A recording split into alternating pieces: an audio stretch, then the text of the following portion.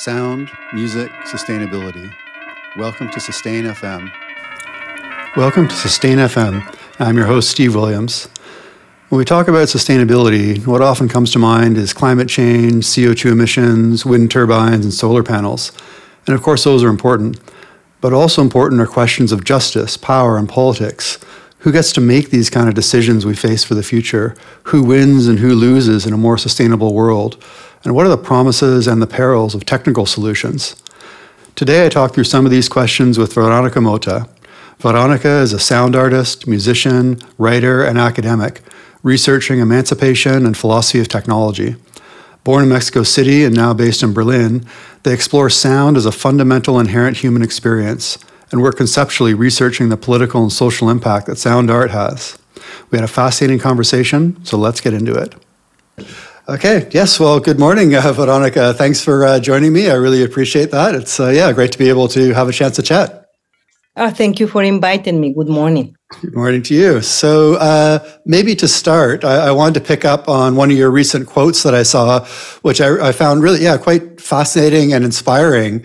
And your quote was, "Sound is political, not just a beautiful decoration. Sound is agency and transformation. Sound is change." And I'm really curious your thoughts on that. What does it mean for you for sound to be political, for sound to be change? Well, first of all, I will say that sound, it's political in the sense of giving a voice. It's something that when you do sound, you can say things, you can make yourself visible, you can show others as visible. You can also put silence as part of sound, as political as well. Silence is also political, I will say. But the way I understood it is sound as a voice of human expression. Okay. In that voice, now when you express something with sound, you can tell different things. You can also say nothing. That's also political as well. No? In that sense, that's how I see it. Sound can be incredibly political when you use it for visibility, for human expression. Okay. And what about sound is change? Do you see political and change? I mean, obviously, people might try to make change through politics, but there's other ways of making change as well. Do you see those things as connected through sound? Absolutely. There is a correlation, I will say, because we are changing all the time. That's the only thing that remains, change. And change it goes in different directions. No, change can be something positive, but it can also be a regression. Now, in terms of sound, the way I see it is, how can you make sound change or turn it into change? In my case, for instance, sound has always changed me via music. I remember, for instance, the generation of the 60s, the 70s, the 80s, even the 90s. With music, through music, you can send your voice, express something. You can do poetry as well. You can. For me, I have attended concerts that were incredibly transformative for me, because first of all, I felt identified. Acknowledge. I share like the concerns or the feelings. And these kind of experiences can be very, very transformative. At the same time, when we use sound, for instance, at the moment with bioacoustics, you can also give voice to plants or to animals. And this interaction can also be transformative because we are giving voice to other species, our companion species, for instance. And that's also transformative to give them a voice when you give visibility to birds or give visibility to species that are in extinction, for instance.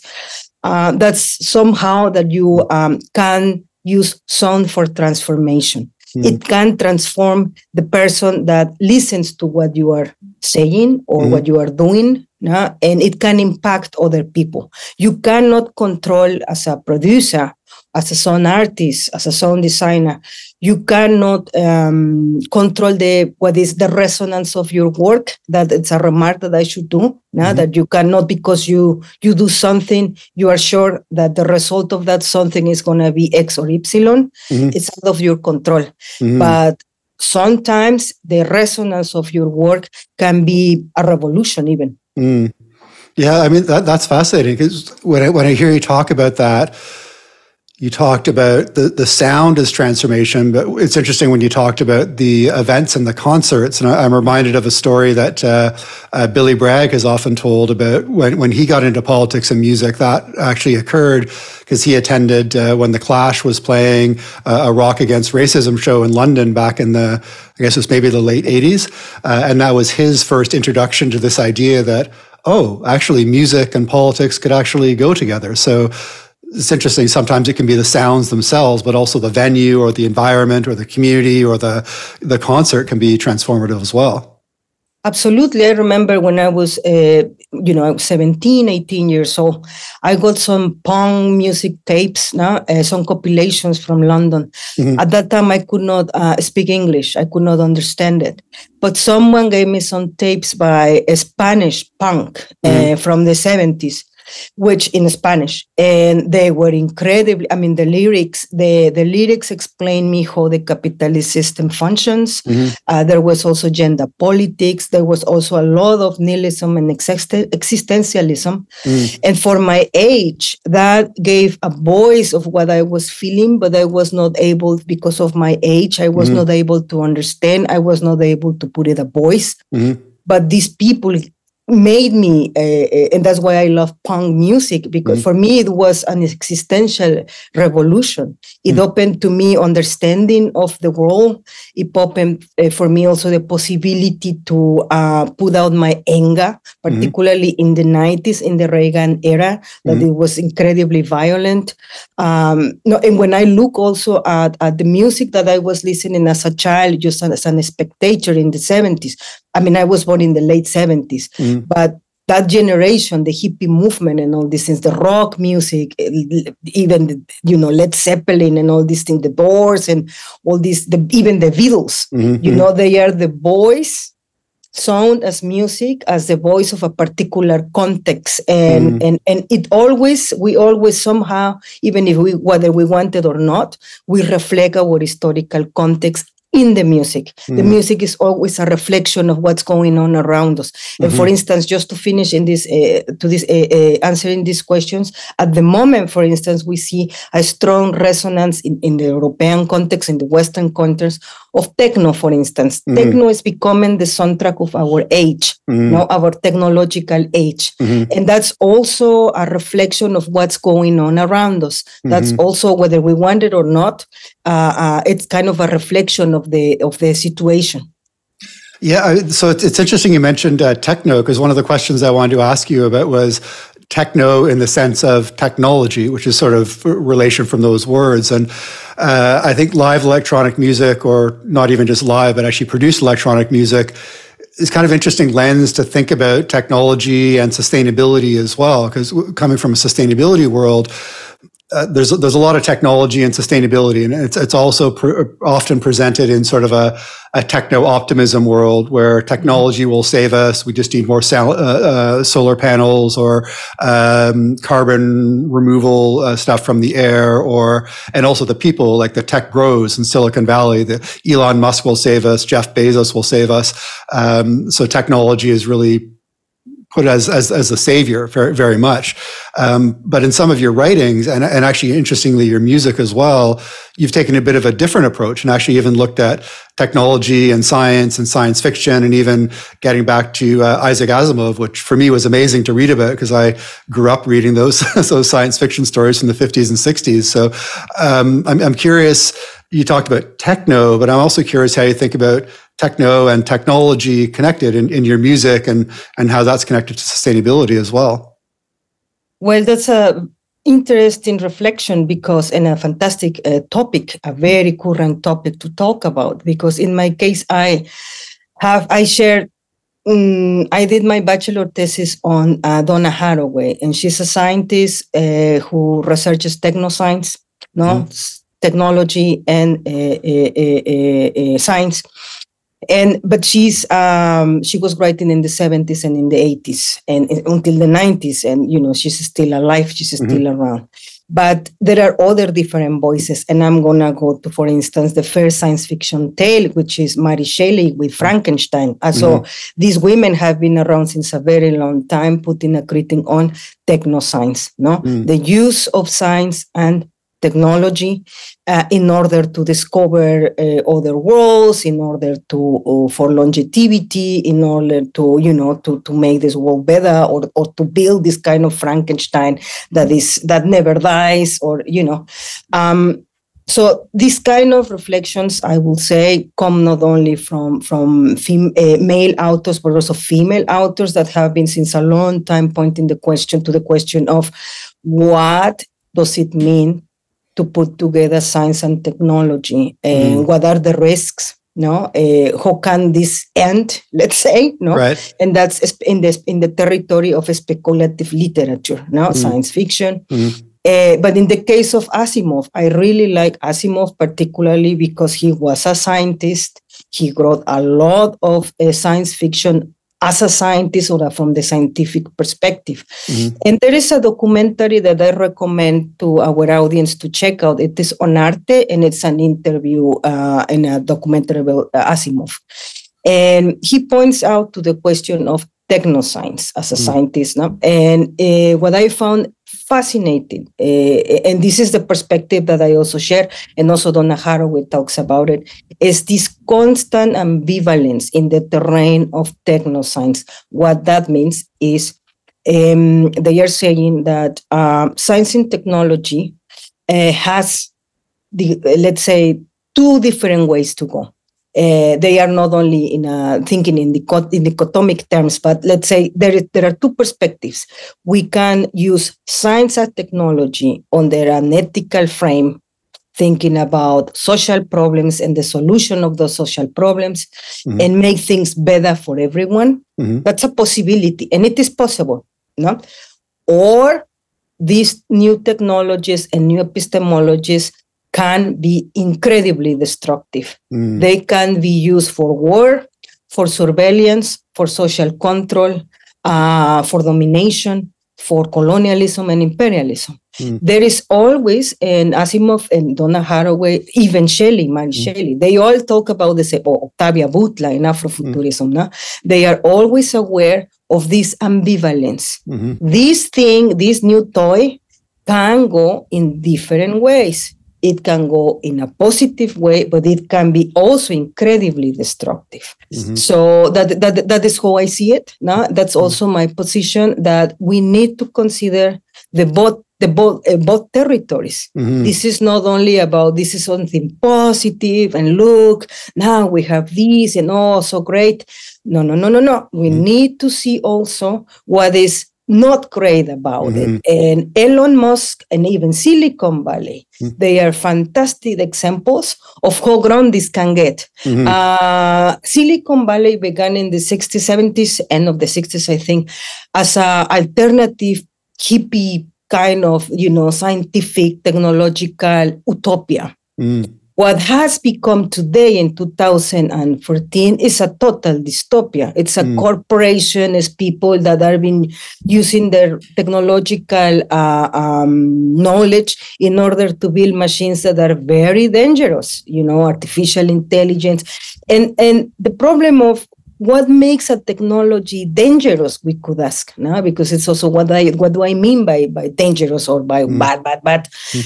Important is that it's not a moral argument. It's more an argument in relation to life, actually, in relation to human beings, in the relation to the animal kingdom, in relation to Earth, to the use of resources, to survival, basically. That's the way how I see it in that kind of critical frame.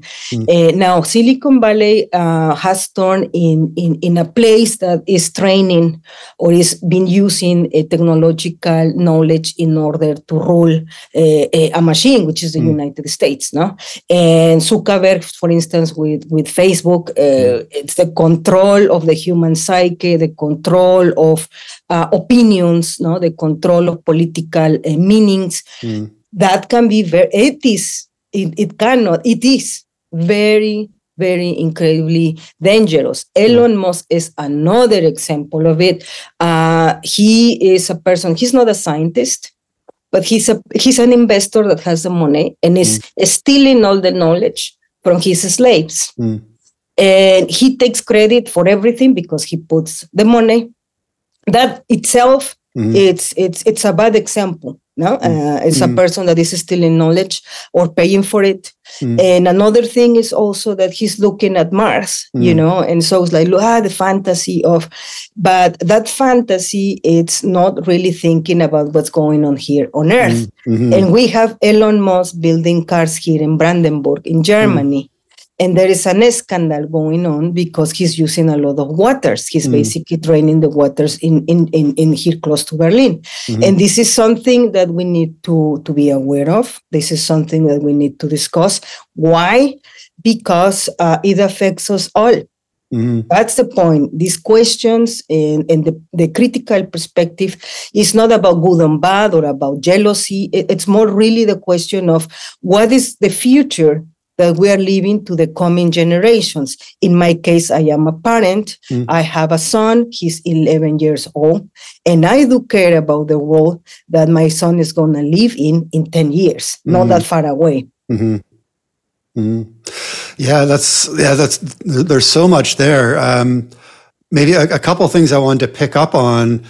So you mentioned earlier, you talked about nihilism, and in a few minutes ago, you mentioned utopia. And I think it's interesting, that connection to nihilism and utopia, and even thinking about Mars and the current. And it's kind of a good segue, because I wanted to ask you about your latest album, Nihil, which obviously has, from the title, some of those themes in there. So before we get into that, let's play one of the tracks from that album. This is Utopie and Widerstand.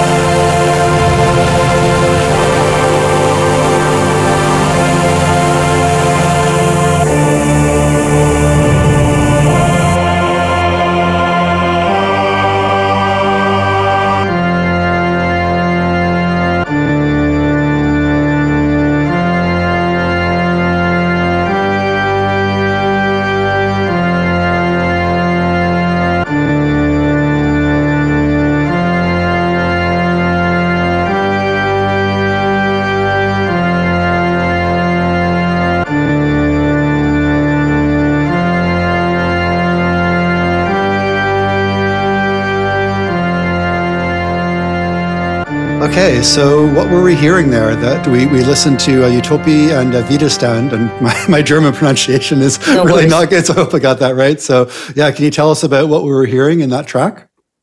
Yeah, that's Utopia und Widerstand, and it can be translated, Utopia and Resistance. Utopia and Resistance, okay. Yes. And it's basically about how you build utopia and how you resist dystopia. No, and if you look at, I made a video for it, and this was it began as a sonic reflection first, thinking about Elon Musk and his dream of conquer Mars. No, actually that was for me because I am a very critical towards a subject like Elon Musk, because he really is the symbol of this kind of patriarchal white figure with money and power that can be incredibly destructive for everyone, not only for his family or for Grimes. Yeah. But that's how the track began, thinking about this fantasy of these males, patriarchal fantasies of going to Mars. But then I was thinking, okay, we are looking at Mars far away from Earth, and Mars as if it was a possibility of a paradise, far away there, and it might become a paradise for the very rich, but not for the poor. And there I can think of the film Total Recall that I also recommend, that was shot in Mexico City, where I come from. Fantastic movie. And when you look at the reality of Total Recall, for instance, they portrayed how the rich lives in Mars and how the very, very poor are a repetition, basically, an extension of what we are experiencing here on Earth. So for me, it's no point to be thinking about Mars that far away when things are already happening here. But my point with this track was two things. One thing was to think about why should we have been looking at the sky, another planet, as the potential paradise, when this is the paradise, actually.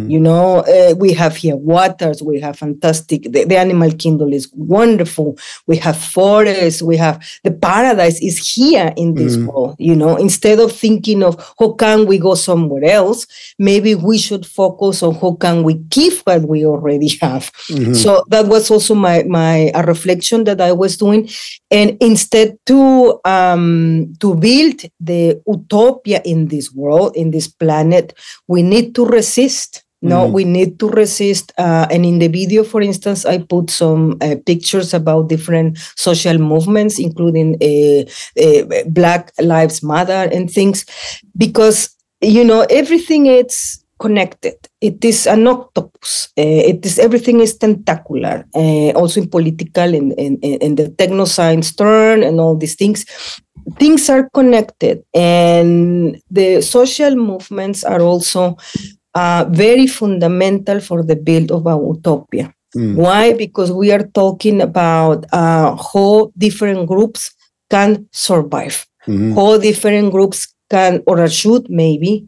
We should stop killing certain groups, certain groupings, including the animal kingdom, Because the problem here is also this ontological ladder that we have or we believe in which some people are more important than others, and some people are the rulers and the rest are the objects of domination.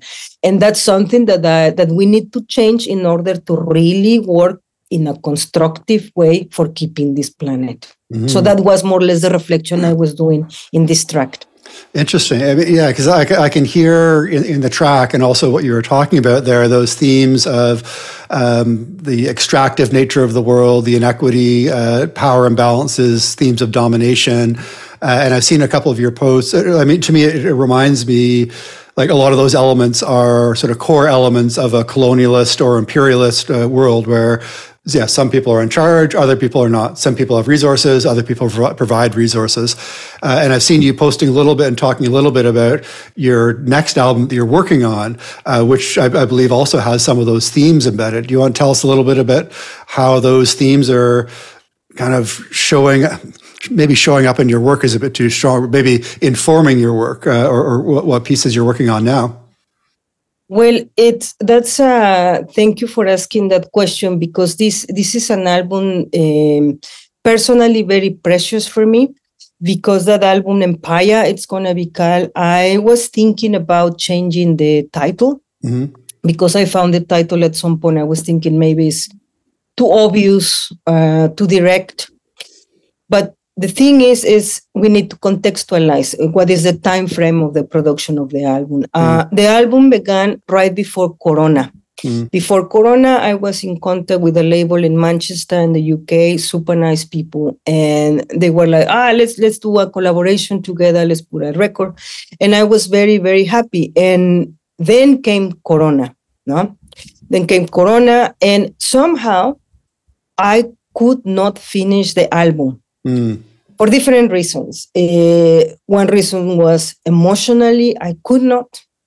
It is for a project called Specta Negra, and Specta Negra is a character, a figure that is an empowered person of color. So I did not have that power during Corona, you see, and I had a lot of sadness. Because many people die. It was a terrible pandemic that we resolved thanks to technoscience very fast, actually. And that's when you can think, okay, technoscience is not only bad, no? But then after Corona, we were kind of recovering. I had different tracks and things, but I was not really like kind of happy with all of it together. And then the label at some point told me, like, the owner of the label, he told me, like, my father just passed away of Corona, and he got into a very, of course, he was very sad and depressed, and he said, like, he stopped the label basically. And for me, that was also like, oh my goodness, no? And not in terms of the album, but more in the terms of emotional solidarity, And then I have also to stop the record, that's why, because I was like, now I have to find another label. And I decided to somehow wait a little bit. Then came the war against the Ukraine right after. And that was also for me a knocking on the head, because I thought, like, what the heck is going on? That was the end of the Cold War, a new paradigm completely. So I had to process also that information. And then I realized, okay, the theme of Empire came first for the situation of England, actually, because I was working with people in Manchester, and we were trying to reflect these world things happening in England, because it's an incredibly racist and hierarchical country, and it's in the Empire there is just like Brexit and all these things. It is very palpable. But then came Russia against the Ukraine, and then I thought, like, oh my goodness, this is really a thing going on here that I always thought that it will be, but now it's really, really happening. And then came also now the war with Israel and Palestine, in which this is the context where I finally finished the album. I found a German label that was like interested in the album. I just sent the album last week, and they say, okay, we're going to release it. Now, that album has at the moment 11 tracks. Okay. And these 11 tracks come from the before Corona until now, the war between Israel and Gaza. All these tracks are a compilation of historical political happenings, including the pandemic. That's why this album is very precious for me, because it tells the story of Empire expanding in different countries. It tells the story of technoscience. It tells the story of the problems that we are basically facing, that are many, many, many problems. But the root of the problem is a system. No? It's an economical system. It's capitalism, and it's really how capitalism functions and operates as an international empire in which you have certain players which at the moment the players are kind of changing. There is a new paradigm. Now we are moving. It's not anymore the United States against Russia. Now it's different actors that are popping up now. So there is a rearrangement at the moment. But there is something that remains the same. The imperialistic structural dominance that remains the same. And that's a reflection, that album is a reflection of all these the metamorphosis that the system is passing through and the relocations of all these important international players. Great. I can't wait to hear that. And I'm really curious, actually, what you mentioned about the title as well, when you said you're considering changing the title because it's too direct. And one of the things that I'm always curious about, and I ask everyone that I interview about this sort of tension or balance or spectrum maybe between sort of artistic intention and audience experience, where, like as you mentioned at the beginning of the conversation, music in the 60s, there's always been political music. But I think we've all experienced sort of the tension of, on one hand, art that is so obvious, so direct, it's almost like a propaganda poster, and you're like, yeah, okay, whatever. And then maybe the other end of the spectrum, the message is so esoteric and so intellectual that no one has any idea what the piece is even talking about if there was a message there. And I don't think either one of those is necessarily right or wrong or good or bad, but it's kind of a spectrum. So I'm curious how you see your own work or your own role as an artist of how important is it to be direct? How important is it that the message is kind of more subtle? How important is it that the audience really understands your intent? Or is it more important that you just feel that you've done your best as an artist and then it's kind of out of your control after you sort of release it or play your show? I'm curious your thoughts on that. Well, in my case, that's why I can tell you I have considered these questions in my art specifically. And in my case, that's why I have different projects. I operate as my name, Verónica Mota, sound artist, sound designer, more official, for official context, in which in this context is more abstract and not that obvious, no? Okay. But I have Specta Negra that is more raw, more political, that I allow also myself to be more angry, also more violent. Also, there is the theme of fetish culture and things like that, erotism, some kind. But also I have We Cyborgs, which is a new project in which that project is a little bit more queer orientated, more soft, more rainbow, you know.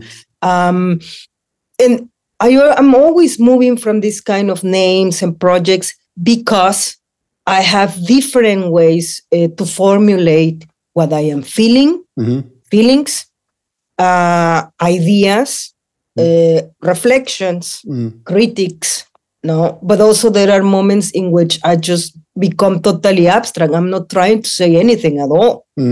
You know, and for me, that has been the solution as a sound artist, basically to create different figures and to from this figure, the enga, I can put the enga there. For this figure, I can put more like the sonar sculpture that is reflected. I can put text, right? And that's how I resolve these questions, because in my case, for instance, with the Specta Negra, some people love it, some people hate it. Why some people love it? Because they say you can be very direct and you go to the message just political and no mercy.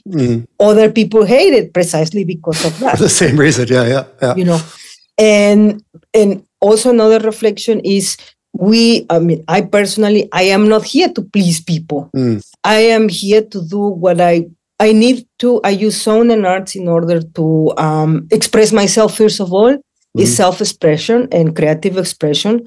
Often I don't know what I am doing, but many times, mostly of the time, I have an intention behind. I like to, because I come from sound design.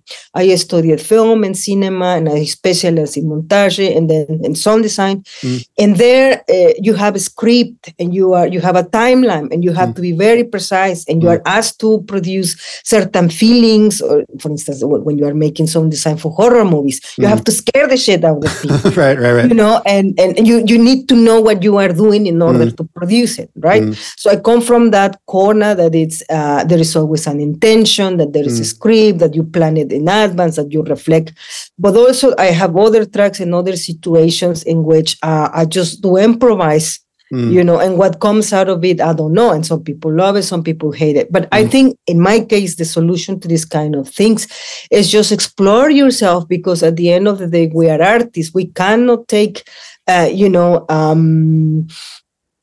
you want to become a pop star and please people and get followers, because that's okay, but that's not me. In my case, I want to keep my freedom and I want to be myself. And if I want to be direct, I want to be direct. And if I don't, I don't. But the solution for me was to create different projects. Okay, interesting. That's a really interesting approach. Which is actually maybe a good segue into, sort of our kind of a wrap-up question. So right now we're recording this a week before your next performance at the event coming up. Sustain FM was part of the CTM Vorspiel and Transmedial Festival. And really looking forward to your performance here in Berlin. So I'm curious, what do you have planned? I think I read something about a sound sculpture that you're looking to present. So I'm really curious to hear what you have in mind for that performance. I am working at the moment on Octavia Butler, the mother of Afrofuturism. And in general, I did my bachelor thesis on Donna Haraway, and I like Octavia Butler now, but I also like Chela Sandoval, which is also a theorist working on what she calls oppositional consciousness. She's a Chicano theorist. And basically, in my case, I am trying to bring different female theories, not only, because, for instance, in the case of Empire, the album there, for me, a person I was reflecting on was the Italian philosopher Toni Negri. He wrote this book called Empire, which I have here. I can put you the reference later. No? I don't think you can see it yet. But anyway, it's a big book. It's like a Bible, and for critical thinking. But the moment I'm trying to put together, basically, and I have to explain that because it's fundamental to understand it, post-colonial thinking and feminism and cross-boarding critical epistemologies. We have on one side Octavia Butler, which is coming from the literary corner, and she's Afro-American lesbian, that's important to say. Then we have Donna Haraway. She is a scientist, a philosopher, and she's Irish, white, no? But it's a person that has been fighting for including other epistemologies from Afro-American or Chicano or Asian communities. And that's very important to say, no? That is this person with epistemological privilege that is giving visibility to other sisters that are doing fantastic theoretical work, such as Octavia Butler and Chela Sandoval. Now, Chela Sandoval comes from the Latino corner in the United States, the Chicano corner, and she's also a theorist that's doing a lot on post-colonial studies. So I am trying to entangle all these people, all these women, because for me, that's the future. That's kind of a Star Trek futurism, no? It's not Star Wars, it's more Star Trek in the sense of shared epistemologies in which we need to overcome race, we need to overcome class, we need to overcome gender, and we need to start like kind of collaborating and showing to the world that, and for instance, this interview, it's also another experience that that kind of collaboration is possible. No? So that's the idea behind. But then specifically for Sustain, what I am trying to do is to build a world and a sculpture based on Octavia Butler, in which she's also questioning the meaning of the present and in the terms of reflecting the past, looking to the future in order to act in the present. So these are the questions. It's Afrofuturism, basically, moving like in different times, in a different time frame, back and forwards, you know, in order to be of agency today. And I am using three. I am now at the moment working on it, but one suggestion is, or one thing that I was thinking about was to create kind of a collage of extracts of the text of the Parable of the Sawa. That's the text I am basing this performance on. And I just did some recordings now, and maybe I create kind of, text and create a mini collage out of that text. And then I wrote also my own response, which I hope I can read live. I was looking for it at the moment, and I could not find it. But that's because I have it here in another text. But so I want to, on the one hand, put text by Octavia Butler, and on the other hand, give my own impulse, because that's also very important that on that we understand other thinkers, but at the same time is very important, what do I have to say about it from my own perspective? No, because that's also what this is also about. It's not about repeating other people, but it's also like, okay, this impulse brought this reflection, and now out of these impulses, what is my own voice? No, and that's what I am trying to do with sound art and music. So, thanks for that description of the performance. That sounds amazing. Can't wait to hear that. We'll make sure to include all of the links to books and authors and texts that you talked about in the show notes. People can hear due to the jumping around in time and wonders of technology and recording and editing and so on, to hear your performance from, the performance from the future, but they'll be listening to it in the past. So, thank you very much for your time. It was really enjoyed that conversation. Thank you so much for inviting me, and I hope that we keep reflecting the present, the future, and the past together. Thank you so much. You're most welcome. Right, thanks. When apparent stability disintegrates, as it must, God is change. People tend to give in to fear and depression, to need and greed. When no influence is strong enough to unify people, they divide. They struggle, one against one, group against group, for survival, position, power. They remember old hates and generate new ones. They create chaos and nurture it. They kill and kill until they're exhausted and destroyed, until they are conquered by outside forces, or until one of them becomes a leader most will follow, or a tyrant most fear.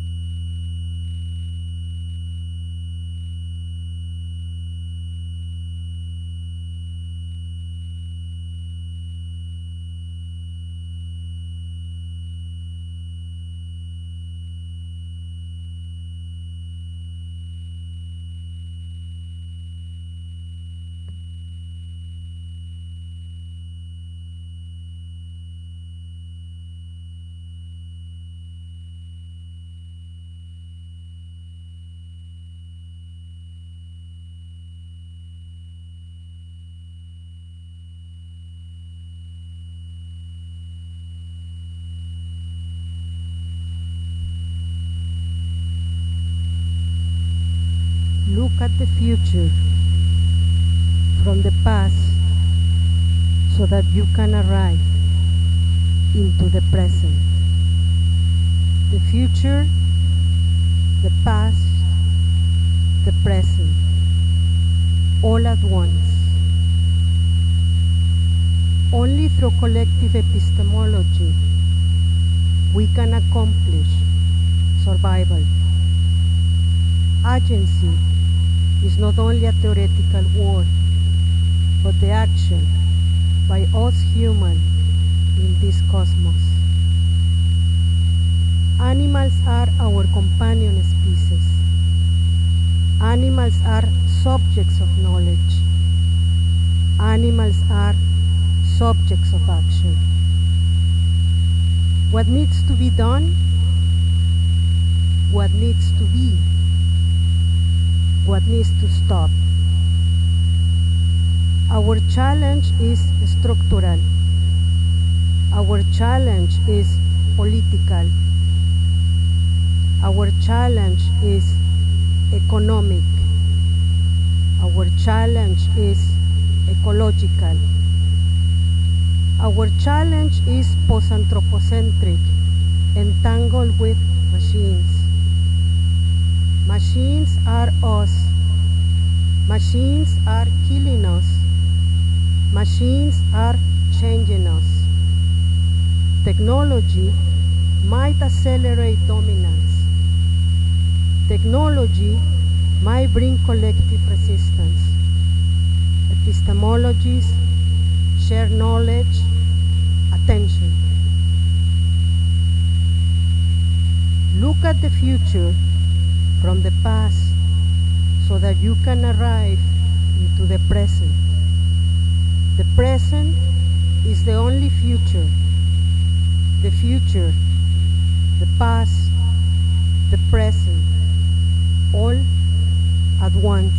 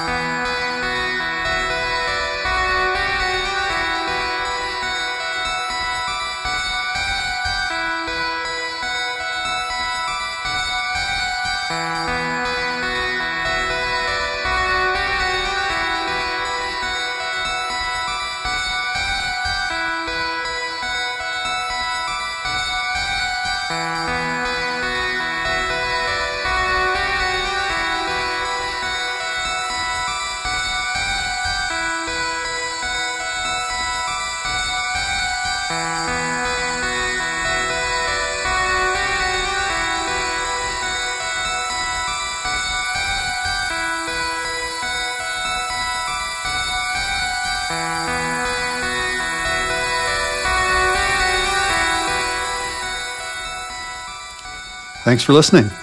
As always, check the show notes for links, books, and references from our conversation, and also check out the Sustain.fm website and YouTube channel for more episodes and audio and video recordings of performances.